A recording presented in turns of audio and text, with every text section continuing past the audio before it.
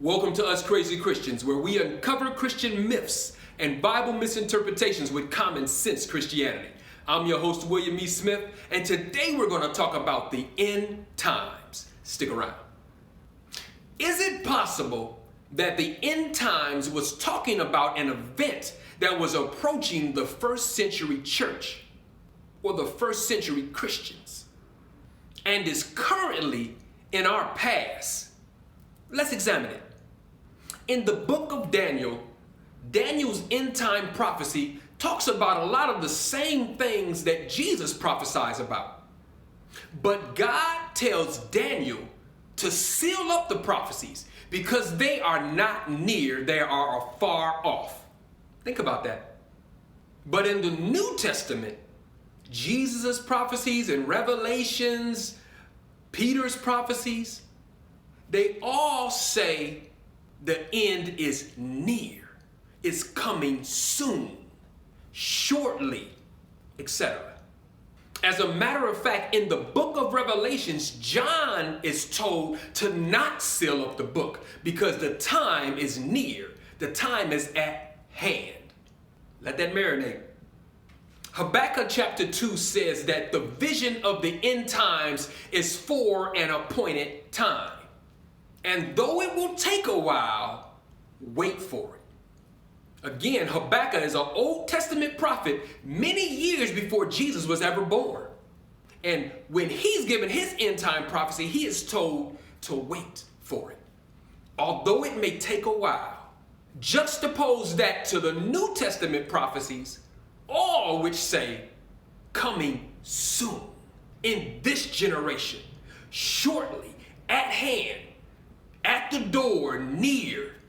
As a matter of fact, Hebrews chapter 10, I think it's verse 37, quotes the exact same verse in Habakkuk, whatever, you know what I mean, Habakkuk, but changes it up a little bit by saying in the New Testament, in a little while, as opposed to in Habakkuk, wait for it, although it may tarry and take a while. Revelations chapter 22 verses 6 through 7 says all these things will shortly be done. And I think if you move on to verse 12, it says, behold, I come quickly. James 5, 8, and 9 says, the coming of the Lord draws nigh. The judge standeth before the door. Being at the door is an example of just how close he really was. At the door. 1 Peter 4 and 7 says the end of things are at hand. That close. Revelations chapter 1 verse 1 says, to show those things which must shortly or soon come to pass. Verse 3 says the time is near or at hand. All of these New Testament verses mentioning soon, quickly, shortly, at hand, near, were all written over 19 centuries ago. Think about that. And many people, many of us crazy Christians still believe they haven't happened yet. If that's true, then Jesus, John, Peter, and a lot of the Bible writers are absolute liars. Or maybe they've simply been misunderstood or misinterpreted and taken out of context. Another nail in the coffin that really woke me up during my studies was how the literal Greek word for soon, shortly, quickly, at hand, is used all over the Bible in different instances outside of end time prophecies. And in every case, they happen quickly, fast, in a hurry, momentarily. The same exact Greek word. But because we have a different view, something that was preached to us or taught to us or misunderstood by us, we ignore that and we place soon, meaning that it could be a lot longer than what actually soon means and what is used as soon and meant and exampled as soon all throughout the Bible in other instances. Think about that. The best argument I ever heard to explain why soon, quickly, at hand, shortly, etc., didn't mean what we thought it meant. And I've used this exact same argument for decades myself, to be honest with you.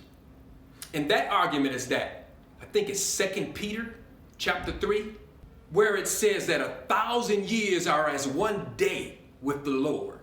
But the problem with that belief that I held myself for many years is that, like I said before, almost every biblical theologian, scholar, biblical historian, etc., clearly understands that the end of the world was mistranslated in the King James Version, and it literally means the end of the age or an end of an era.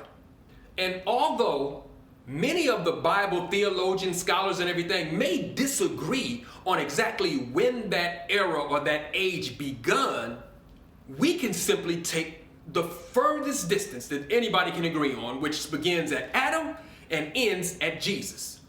That is the longest era that anybody can agree on. There's no longer era really than that. If we use that era as the Old Covenant or the Old Testament or the old era being with Adam, but a lot of people believe it began actually with Moses, but regardless, let's go further back. Let's go with Adam all the way through the timeline up until Jesus.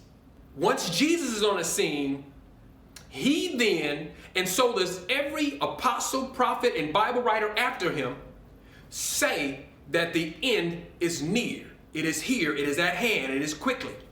They also all agree that it is the end. Are we to believe that the end, we are still waiting on it almost 20 centuries later, and still the clock is ticking? Where in the world, in any circumstance or situation, is the end of something many, many times longer than the thing itself? Think about it. So the era itself is not even half that amount of time.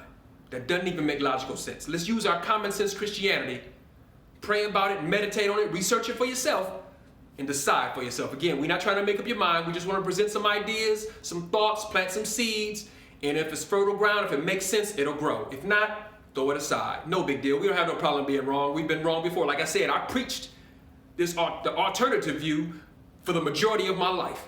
No hard feelings. Thanks for watching us Crazy Christians. Until next time, be blessed.